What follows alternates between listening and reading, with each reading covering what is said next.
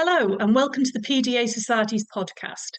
We're here to chat about all things PDA to help you understand what people with this profile of autism are experiencing and how you can help.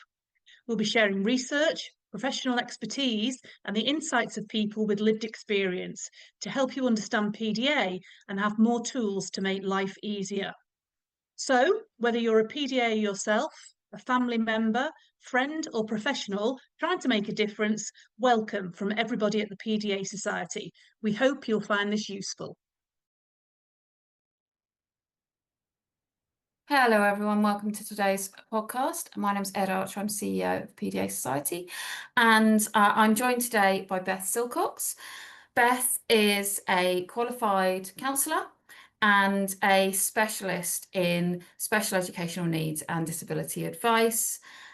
She's previously provided impartial, legally informed guidance to parents and carers of children with SENDS.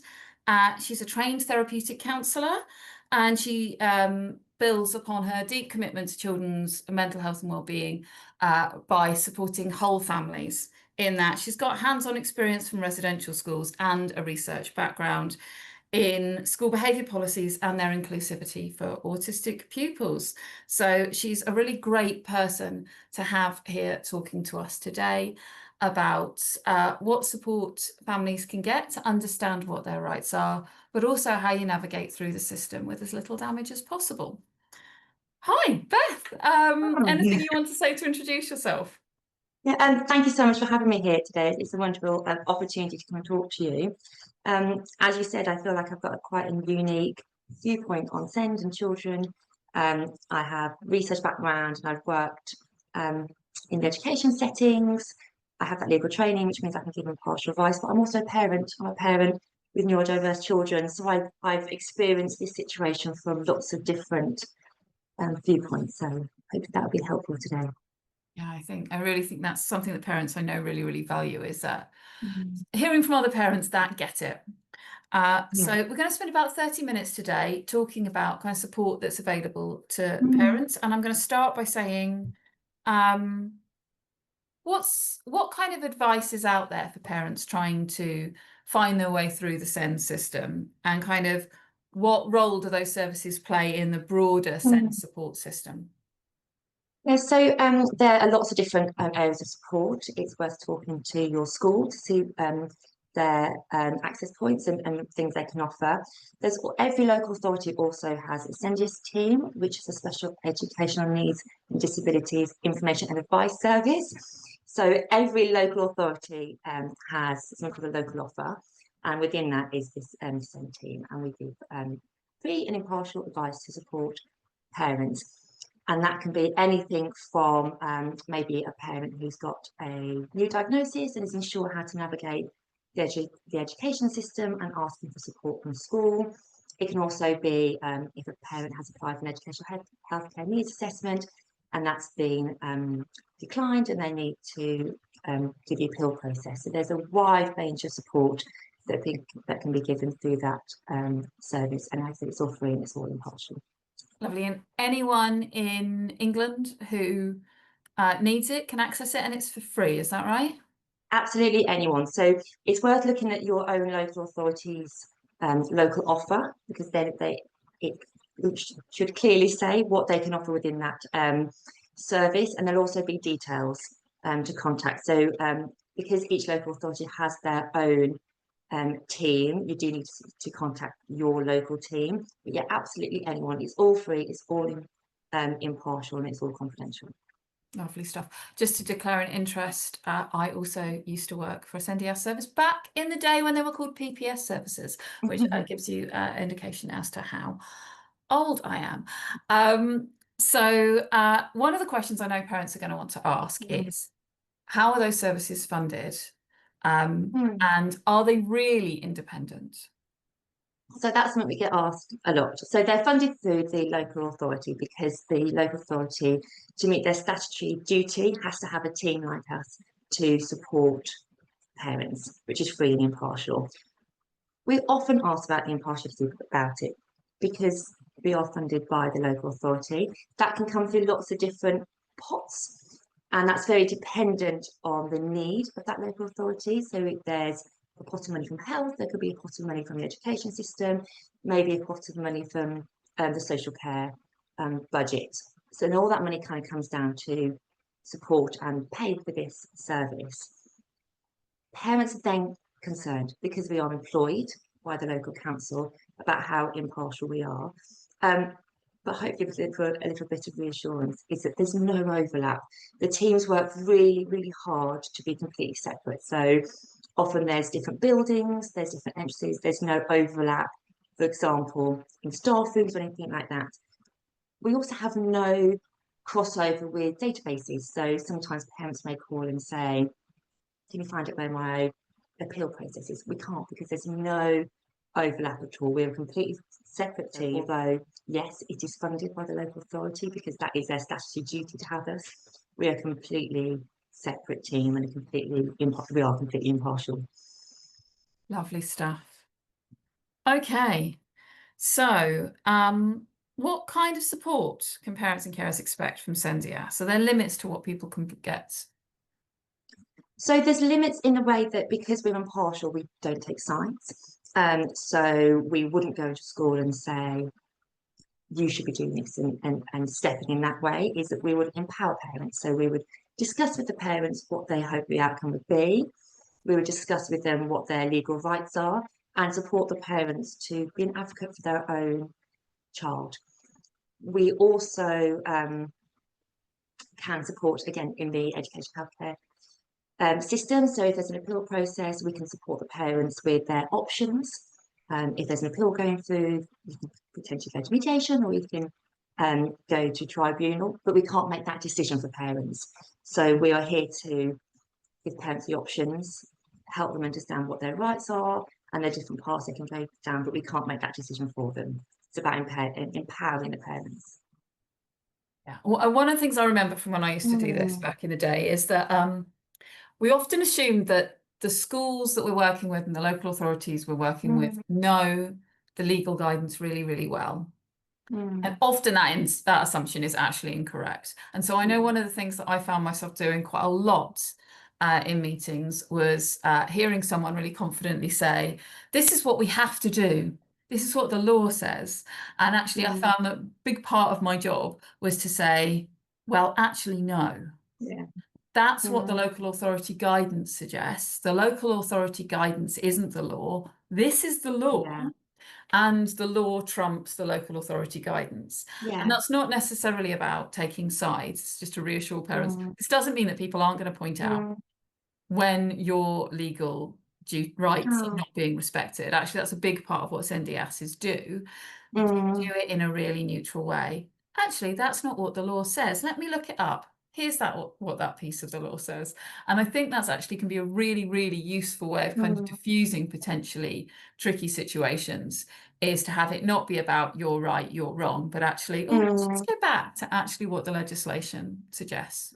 Yeah, absolutely. And you're absolutely right. It's that idea that actually the Children and Families Act 2014 and the Equality Act 2010 absolutely is the law and overrides any other policy. And I think that that can absolutely come up in meetings and situations where the school follow their policies quite strictly, and the reality is there's a law there that protects children with special educational needs, and that does need to be followed. And as you said, we can kind of step in and help those conversations and help both parties be heard.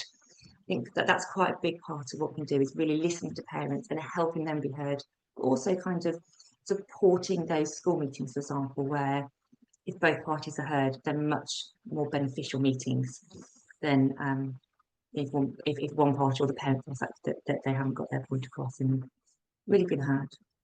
I couldn't agree more. So,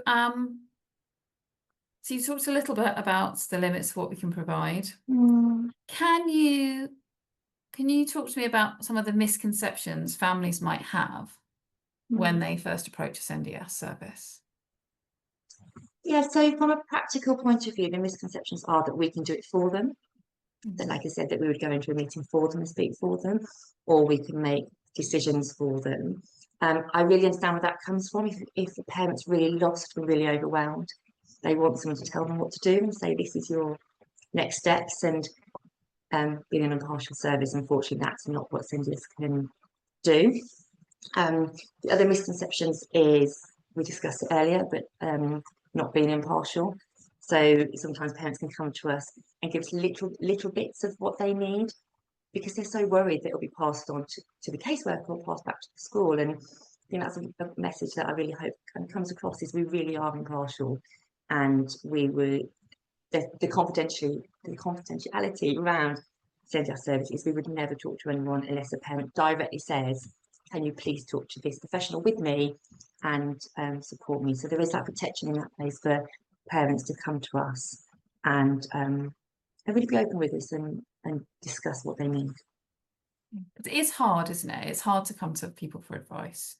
Really hard. It really is. And I think where quite often where I find that you're not listened to, and again, as a parent in this system, I will absolutely turn to my colleagues and my peers and go, can you just please help me understand this? Because when you're in that moment and you really need support and not many people are listening, then to reach out again and reach out another professional and say, please help me, that can be really hard. Yeah, really hard. yeah. I mean, I remember from when I was doing this job that one of the things that I know families found really frustrating would be the first meeting, where I'd be like, can you tell me kind of everything that's happened? Yeah. And there'd be one of two things happens. And one of the things would be like, no, I've told 110 people, is there not a file you can read? I'm sick of saying the same thing over and over again. Or there'd be this feeling like everybody needs to know different things, and I don't know what you need to know. So now what I'm going to do is I'm going to work through from the moment of my child's birth through to today with every possible piece of information that you might need. Both of those things are exhausting for parents, and they're pretty tiring for us as professionals, trying to then pick those things out. And often what I'd find I was hearing as well was about that feeling of kind of having been failed and having been promised things that then weren't delivered, and a real kind of sense of like a terrified hope, where people would be like, okay, I want to be able to trust you because I want to be able to put my faith in somebody, but actually I've done this before, and when I've had faith in people, they've let me down. How do you support families through the fact that actually trusting a professional is hard, but also the process of getting your child's needs met it's different for parents than it is for professionals, because professionals care, but professionals don't live in the same home as a child. They haven't poured their love and their hope into a child. That child's future isn't central to their existence, and so there's a real difference, there's a real dissonance in the amount of kind of the sense of urgency and the depth of importance around getting it right for that child. I think that sense of urgency is such an important sentence in this conversation, because when it's your child, absolutely, you are advocating for your child. You have them all the time. You see the ups and the downs and every little part of that child. And the one thing I would say is parents absolutely are the biggest advocate for their child, and they know your child best. I know my children best. Anyone who's listening knows your children best, and that's really hard.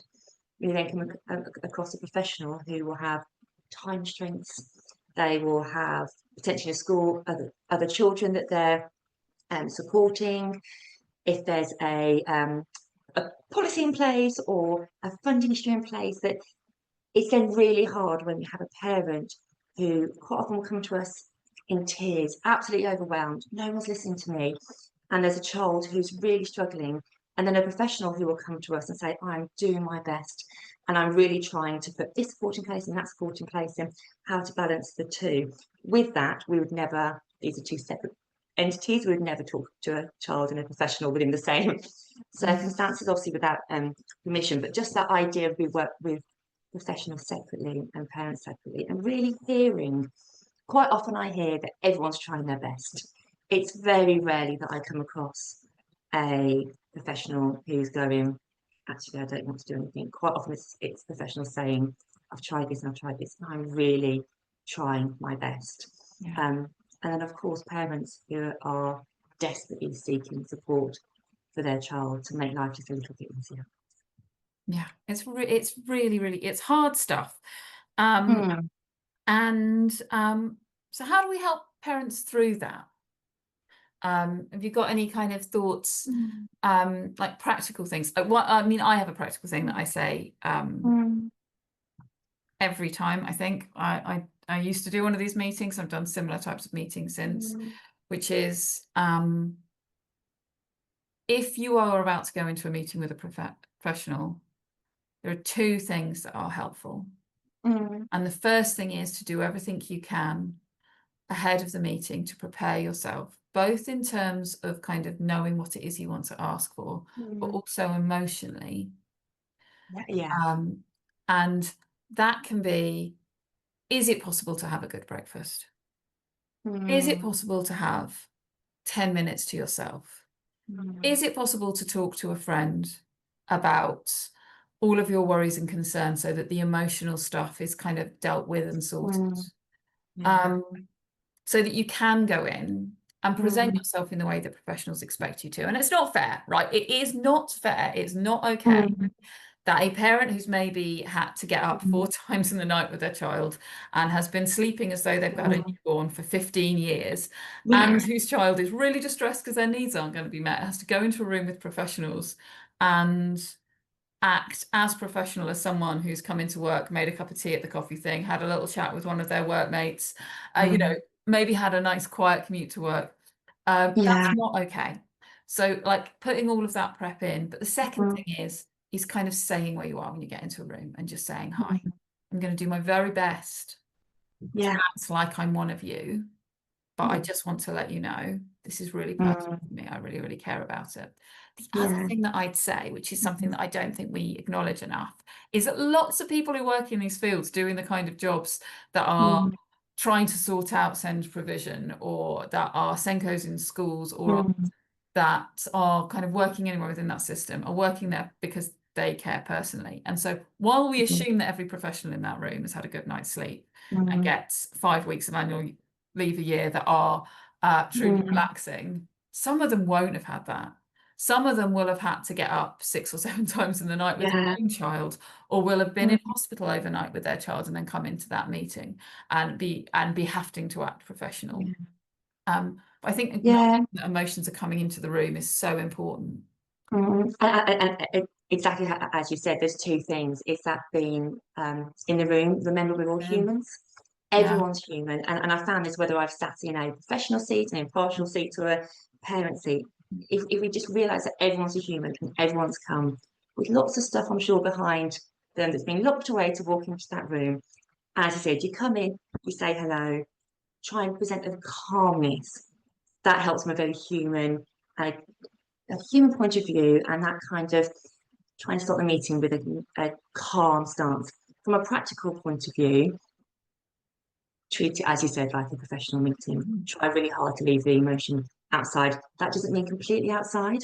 I as a parent, have cried in a meeting when I'd just gone, this is such a lot, and that's okay.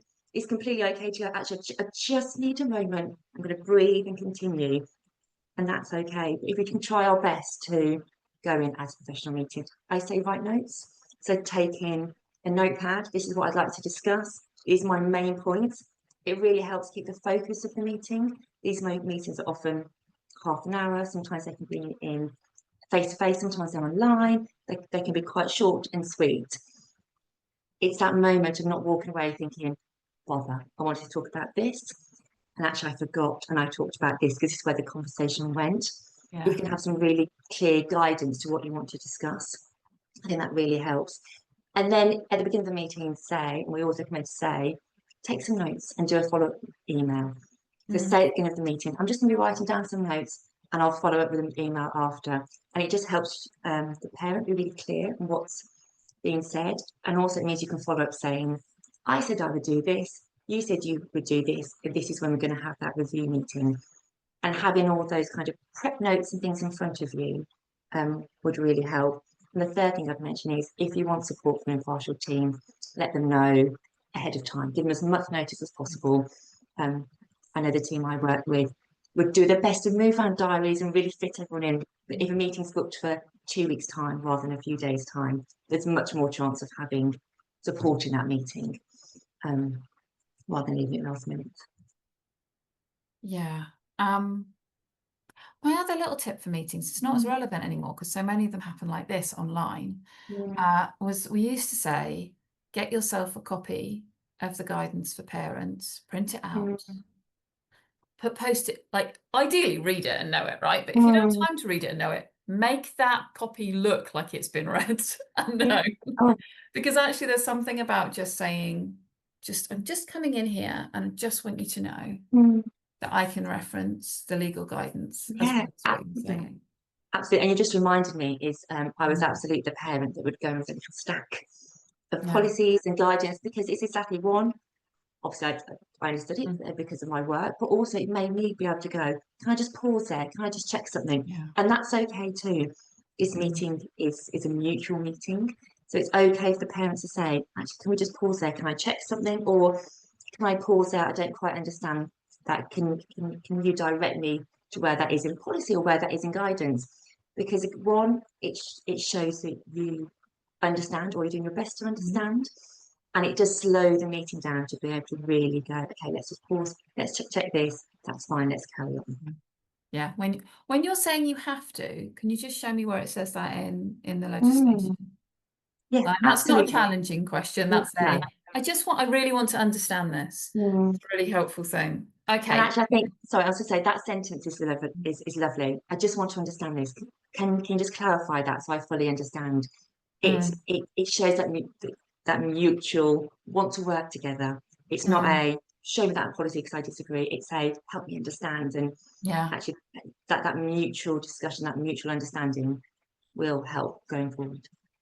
Yeah, and on a really practical point also, if someone's using a piece of legislation in one way and you believe that its intent was to be used a different way, knowing which piece of legislation they're hanging that decision on so that you can go away and ask your local SENDIASS service or ask IPSI, is this right? It's really helpful. Whereas if all you've got is a vague vibe that this is what other people think is the right thing to do, a vague vibe is really hard to challenge and to make change around. Okay, so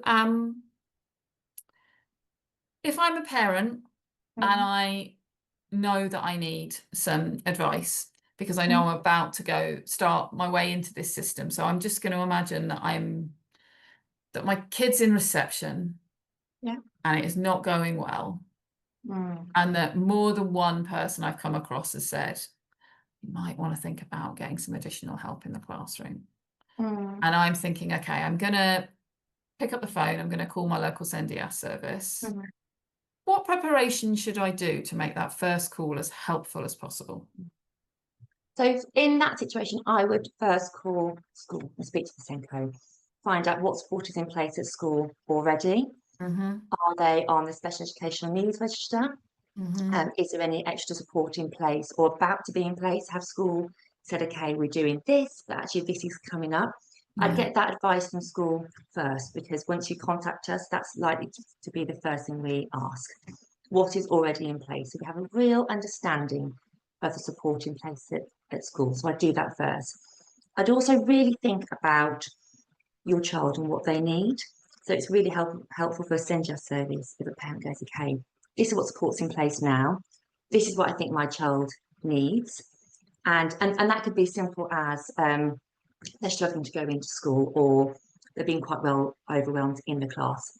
Even that kind of general idea, it really helps then us go, okay, so we know what school are doing, we know what you want, these are your possible next steps. Saying that, sometimes parents can be so overwhelmed by all of it that we do get phone calls, and that's fine too, just to discuss through and give them those tips to say, okay, go back and speak to school, have this chat with the SENCO or the primary school teacher or whoever it is that's the most appropriate person to touch base with, and then come back to us. And that's absolutely fine too, is to go away and come back as many times as is needed. Lovely stuff. Have you got any tips about making the most of the advice and advocacy you get from a SENDIASS service? I'd say write it down. is as we're having the conversations, write it down, ask for a follow-up email. We do lots of follow-up emails that say, this is what we discussed. Again, as we discussed earlier in the meetings, having really clear guidance and next steps is really helpful. And then feeling free to come back as many times as you like. We understand that it's a lot. The law is such a big part of the SEND world and your child's education, and as is appeal processes and all these kind of things. So feel free to use us, come and see us, speak to us, do that prep beforehand, go away, and then keep coming back. It's the joy of this service is because it's free and it's impartial. You can come back as many times as you like to talk things through and to really understand that process. And then if you have school meetings, if you're in as you go along the process, again, come back and ask for support. Each SENDIASS service will discuss with you how they can support and what that looks like, whether you email in and ask for support or it's a phone call, but all those kind of things, come back and ask for support earlier rather than later, and I think that's much more beneficial for parents. Lovely stuff. Okay, so I've got a couple more questions before we finish off this bit of the thing, and one of them is about, this is kind of slightly changing the lens on this, because so far this has basically been a podcast for parents. I think it's always useful to have something to share with professionals as well. And I wanted to ask you, in your experience, what makes the biggest difference in helping a family feel empowered and heard? Both from you as a SENDIASS service, but also from schools. If we've got teachers listening to this, if we've got people in the local authority listening, what is it that they can do that supports and maintains a good relationship with families, rather than making it feel really combative, which this process really can feel?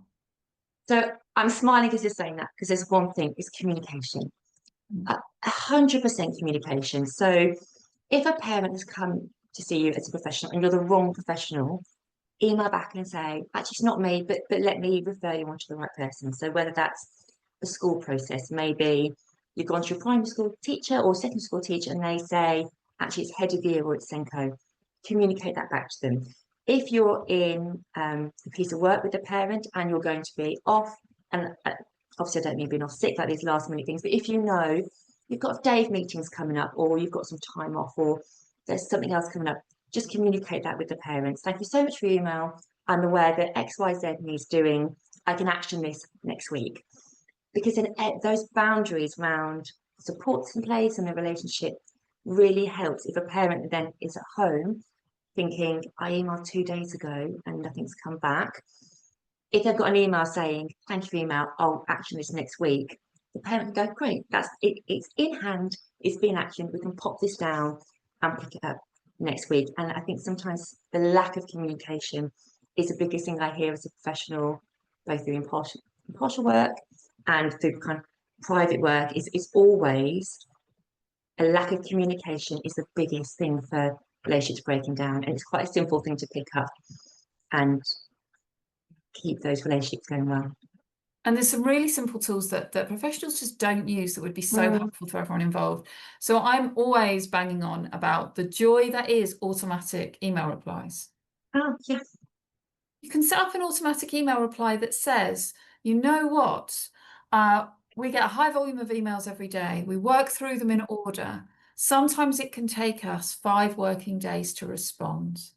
Yeah. Please don't send another email unless something has materially changed for 5 days. But after 5 days, feel free to send a chaser to remind us. Those sort of things, because what that also does is it stops. I've spoken to so many professionals over my time who found themselves really frustrated because they're like, this parent keeps emailing me. And when I talk it through, and I'm like, yeah, they keep emailing you because as far as they're concerned, they've sent an email off into the ether and it's just disappeared into the smoke and nothing is happening. And you haven't communicated to them that normally it takes you 7 days to respond. And so they're just following up, and that's completely natural. And that kind of weird, like, tension builds in a relationship, not because anybody's done anything wrong, but because nobody's set their boundaries.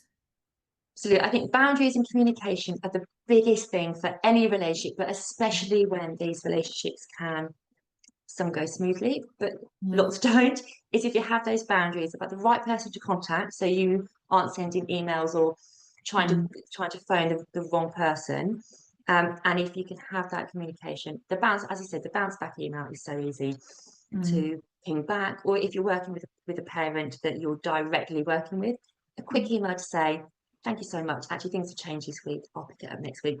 That's okay. And it's okay for the professional to kind of look at their workload and go, actually, I can't fit all this in, or things have changed, or for example, in a school, an emergency's come in that needs to be kind of moved around. It's by communicating with the parent, it's not saying your child no longer matters or your child isn't as important as X, Y, Z. It's just saying, I've got it. I'm on this. I can hear you. It's that I can hear you and I will respond on this day. And then for professionals, please respond on that date. It really helps. Yes, that is the important thing. Those boundaries are only any good if you actually live up to the promises that you make. Yeah.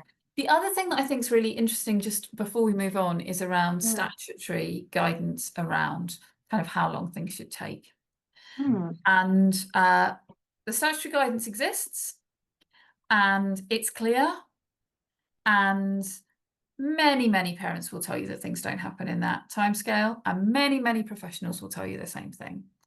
And I think that there's a really tricky thing that can happen there, where you get your professionals who don't have any control over their workload trying to hit that thing, parents trying to quite rightly have their legal rights, and absolutely. And that basically that professional being squeezed in the middle. And the thing I would always encourage any professional to do is, if you think you can't get something done within the amount of time that the statutory guidance says it needs to be done, you need to be communicating that in two directions.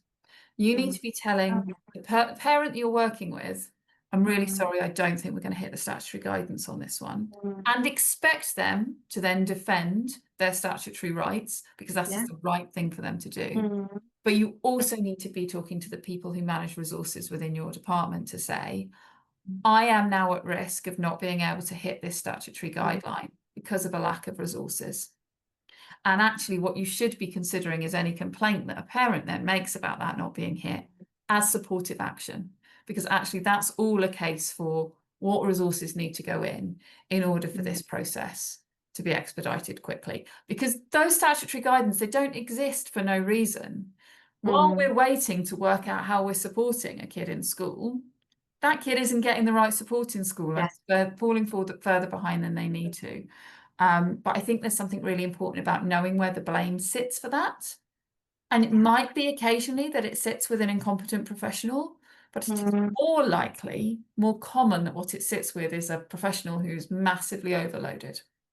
Yeah, absolutely. And yeah, I fully agree with that. It's thing I said earlier is mostly professionals want to do their best, and as you said earlier, professionals come into this field to work with children, to work with families, to work with special educational needs because they want to. There's a value there, and they want to do the right thing. But as you said, if those are missed, it comes down to that communication again, and both ways, whether that's in the local authority or within school. If you're going to miss something that you said you'd do, whether it's a statutory requirement with timescales or in a school, and you said you put support in, communicate it to the parents, and I said communicate it up to those who need to be aware that this is going on. And it's with that communication that the best support can be put in place for the child and the parent. Okay. I'm going to ask you a question that wasn't on our list right now, because I've realised we haven't naturally come around to it, and I thought we would earlier. And it's this. I know that a load of the parents listening to this aren't listening to it because they're interested in generic SENDIASS stuff.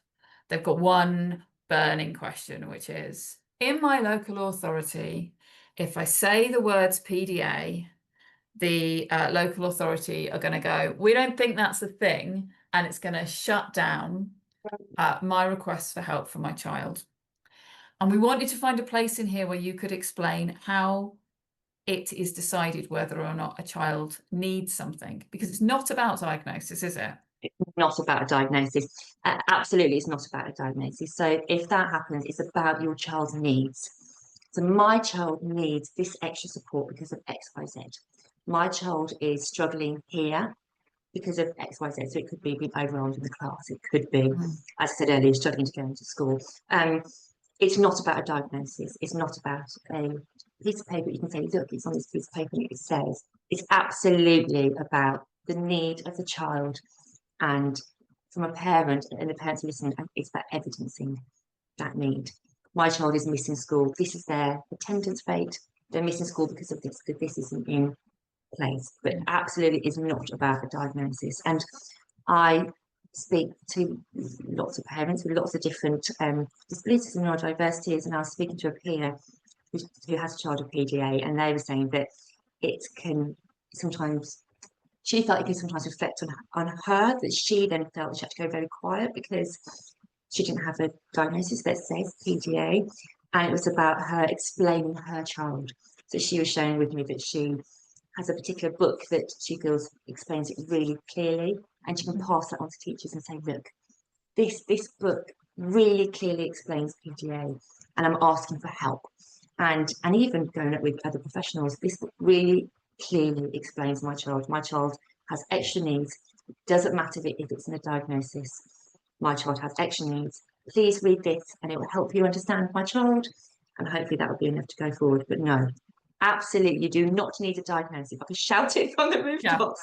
You don't need a diagnosis. It's about not what the your legislation is based on. So, as a parent of a PDA, what you might be seeing in school is that your child isn't going into school, that you can't get them over the doorstep. That's great evidence that they need extra help. Absolutely, yeah. That your child is masking furiously all day at school, but when you pick them up, they have a massive meltdown. That is great evidence that they need something. That your child is just taking the decision to walk out of classes, is lying on the floor during lessons with their hands over their ears to try and kind of just shut out some of the sensory input. All of those things. They're struggling in relationships in schools. They're not doing the tasks that are asked of them. All of the things that the teachers may be telling you they're finding frustrating about teaching your child. Those things are evidence of need. And that's where, again, I say write things down. So keep a diary. And again, I say this knowing that parents, and I've been that parent myself, thinking, I can't do one more thing. It's really hard. But if you can, jot it down in the notes of your phone. Just keep a note of it. If you have the time and the ability and the communication with school, send an email. So-and-so came out of school today and they were really dysregulated. And I'm just letting you know, actually, when we got home, they had a meltdown, but all's fine now. Or actually, it's not fine. And this is what I've had to do in place. It does two things. One, it keeps you in communication with the school about what's going on, and it gives you an excellent track of evidence to say, I'm communicating with the school, I'm telling them that we need extra support. It doesn't matter, there's not a diagnosis. All this evidence here is saying that they need support. And again, if school are phoning you saying that your child has had that thing where they've come out, they're so overstimulated by the class, it's all too much. If they phoned you, ask them to pop it in an email. Do you mind just emailing that across to me? Because again, it's evidence for you, but also it means you can track the when these things are happening. So we're slightly going off piece now, but I'll just finish. Is that you can kind of track what's happening. So is it certain lessons? Is it certain times of the day? And actually that correspondence with the school, that evidence. As a parent, then you can say, oh, maybe it's a case of there's certain teachers and certain classes and certain rooms that are tricky. Or you can go, actually, you know what, there's a swimming lesson the night before, or we're up late that night before, or the big sibling goes to scouts and comes home late. Is that then a knock-on effect? And that really helps the communication by saying to school, I'm looking at my home life as well as looking at school life, and how can we bring this together to support the child? And sorry, slightly off piece, but so useful, so useful. Yeah, the other thing that I always want to say to parents is that it's possible to find yourself in a situation where you've identified your child as a PDA and you've worked out what things help your child. And when someone says to you, we don't accept PDA, that not only feels like a massive, massive loss for you in terms of, oh my goodness, and my rights not going to be protected. And I think what we've reassured you here is that then your rights are not connected to diagnosis at all. Right. But the second thing that you can feel like is that your child's identity is being denied and you have to fight for PDA.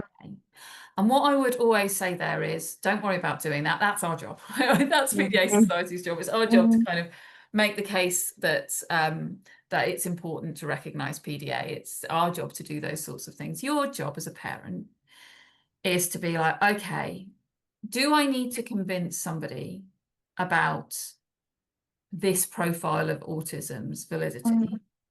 Or do I just need to get them to get to my child a little bit more? And I would always say, forget the wider campaign issue for now. Might find it more useful and that you get less resistance if, rather than saying my child's a PDA or so, you say, I've noticed that certain types of demands create a resistance in my child, and that it shows in these kind of behaviours, which I'm finding tricky, and I'm sure you're finding tricky too. Yeah, absolutely. And these are the things that work for us at home. Is there a way we can convert that into school life? I think that's really important. Yeah, absolutely. Yeah, I fully agree with that. It's all about your child and your individual child. I think the beautiful thing about neurodiversity is that everyone's an individual. And I think when we kind of think about our children and their kind of pathway with that, it can really help. So fight for your child, advocate for your child. And as you said, the PDA Society to kind of do that bigger general knowledge on understanding that. One thing I would say with that though is feel free to refer professionals. Say, have you looked at the PDA Society? It may really help. In a really calm and kind of collaborative way, this may really help. And I know as a professional, I absolutely don't know everything about neurodiversity or about kind of the system. And I love it when a parent will say to me, have you seen this? And I'll go, oh no, let me have a look. So maybe not everyone will take it that way, but there's definitely professionals out there that will say, yes, thank you so much for sharing that with me. That really helps.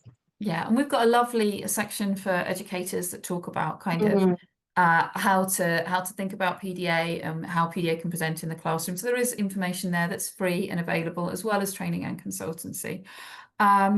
I really love this chat. Thank you very much, Beth. Just to finish up, remind